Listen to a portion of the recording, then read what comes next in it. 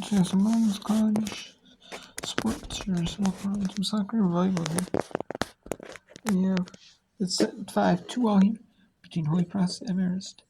It's 2-0. No, it's set 5. Tied 2 sets apiece. Cornell leads Lafayette 2-0 in the second half. 42 minutes to go in that match. And then UC Santa Barbara 3-1 and Big West play 11-5. Couple is 2-2 Big West play. This is a featured Big West game on this Tuesday night. So I said I would whip around because there's all 3 games back one. Cornell Lafayette. UC Santa Barbara at Copley. And Holy Cross at Marist. In back-to-back matches in early September at a Mercyhurst tournament. The first 2 wins of the season. Wreck off the attack, blocked out of bounds. 4-2 Marist.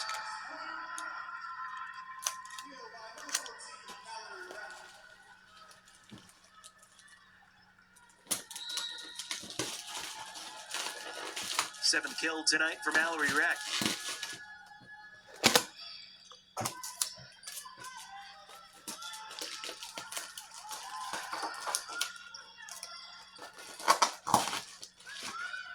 Try Lee again on the left side.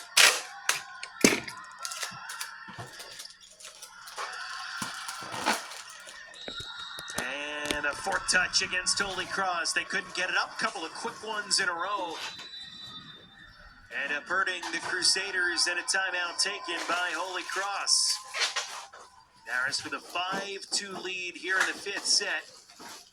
Into the Crusaders timeout. Of course, these 5th sets only running 2:15. It's a little bit of a shorter time, and so the early time taken by Matthew Cribben.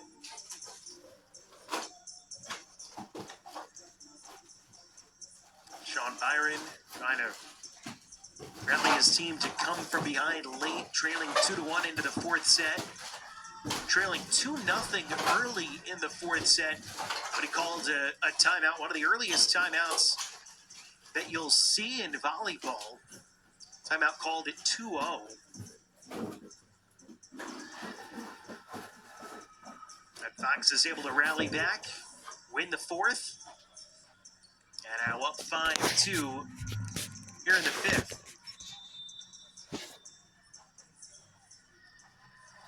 CC Potter Pessoa back to serve for the Red Foxes. 6 aces for her tonight.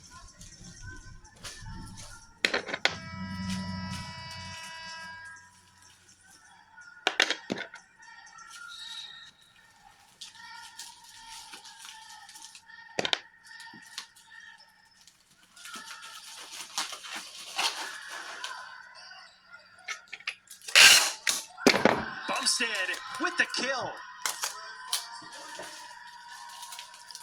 I think she kind of whipped a little bit on that one. Didn't get a good solid palm on it. Instead, just kind of got the tips of her fingers. But it worked for finesse. You saw her reaction afterwards. Just kind of like, all right, I'll take it. Potter Pessoa serve long this time. Her first error to go along with those pieces.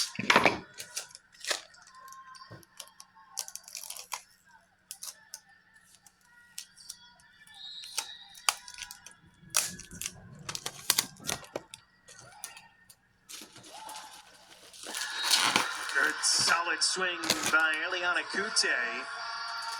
As by the way, those 6 aces tonight for Potter Pessoa, tied for 5th most in Division I this year in a 5-set match. 4 players with 7 aces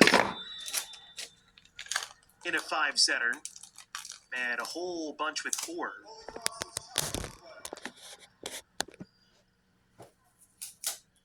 Including Kyla Harris of Holy Cross, we haven't seen tonight, a freshman middle. Holy Cross challenging that last point also. We'll take another look. Well, they're in the challenge. I'll go to Cornell Lafayette. Should make an impact that could figure into the rotation.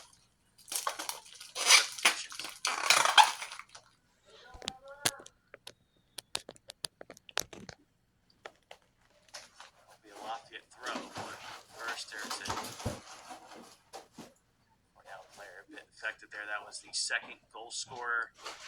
Sydney Allen, and tallies in the 37th and 44th minutes for the Big Red.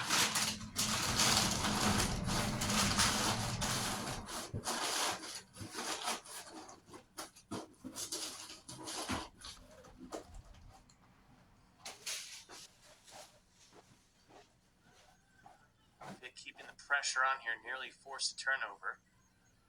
And once again, putting the pressure on, this time they do get the turnover. Into the offensive half. Right through the middle on the dribble, but now they quickly swarm. They did a great job of that in the first half, forcing a lot of Lafayette turnovers. But with Lafayette pressuring, or facing the pressure in their defensive half, it was Cornell on this current side of the field, but on the offensive half, having most of the work in the first half. Now looking to counter. That's swept away. Second wave coming up. The defense by Lafayette will force a corner kick. So Cornell scored a second tally late in the first half, thanks to a Lakin corner to Allen. They try to get that pair going again.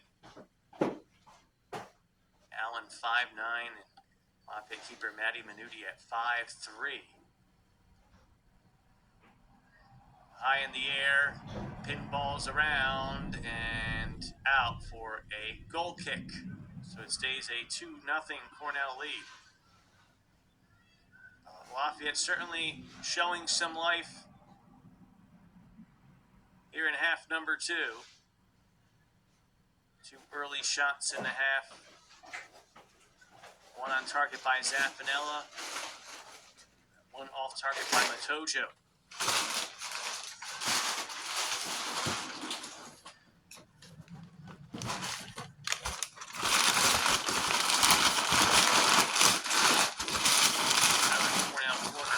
So after the early wave from Lafayette, Cornell is starting to show that pressure again.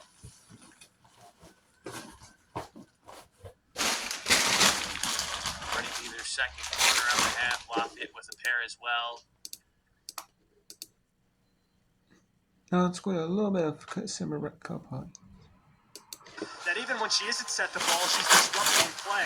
She's drawing that middle to have to take a second to make sure she's not getting the ball, or take an extra step her way to make sure that she is ready if Ava Travis is going to get the swing. So Cal Poly just a little out of whack right now, but still a chance to come back in the set, down by just 6. Yeah, the passing has been there, Ryan, and UC Santa Barbara leads the Big West in assists per set, but out of the timeout break, straight to Kelly for the kill. Going to be that X factor today, both offensively and defensively. Richard Lelouch, she's going to play well. She does almost every game, but it's looking for that at Kelly when she is in. And Bullis looks real comfortable running that offense over there. Big block on the right side. Another chance. Dug up from Woodiette. But McDermott sends it back where it came from. We talked about that UC Santa Barbara block. It is relentless. Yeah, that wall of 3 is really tough to beat. It's something you really don't see all that often in Division I volleyball. It's more of a men's thing, but Matt Jones has been getting it done with his squad, and it works for them. It's a staple of every Matt Jones team. This ball taps the pin. It is a staple of every Matt Jones team. He recognizes, however, that this group has a knack for getting physical at the net. He said, we've been reading better from the back row, and it allows us to read which attacker is getting the ball, which allows the block to get up a little bit quicker. Here's Gabby Martinez. Somehow that ball pinballs over. Martinez then goes with the fastball and gets the kill. I think they're going to get Lelouch on the net there. That's something... Holy Cross, so we'll go back to Holy Cross St. Mary's.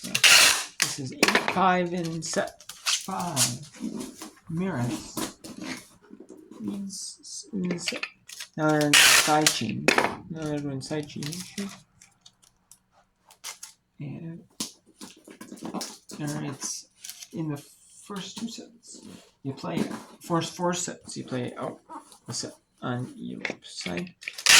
Whatever side you put, you switch side. And you switch benches.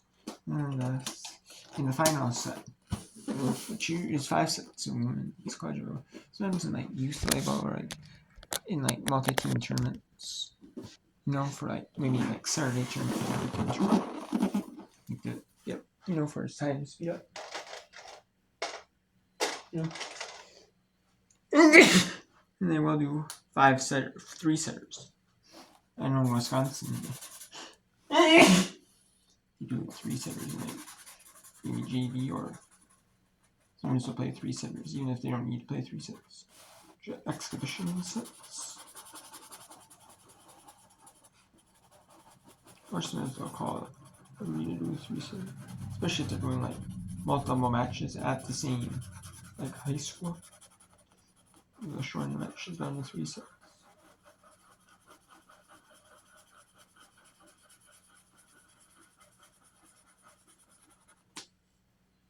Sure, they might play like they might play multiple matches a day, like 2 or 3 matches a day. You know, in the same day. In between like like my school, high school, they have 2 basketball courts. So means they play they have like JVC and 3 teams for basketball. Men's basketball, boys basketball, and like that. And they have 2 for the women's team. So they'll play both of them.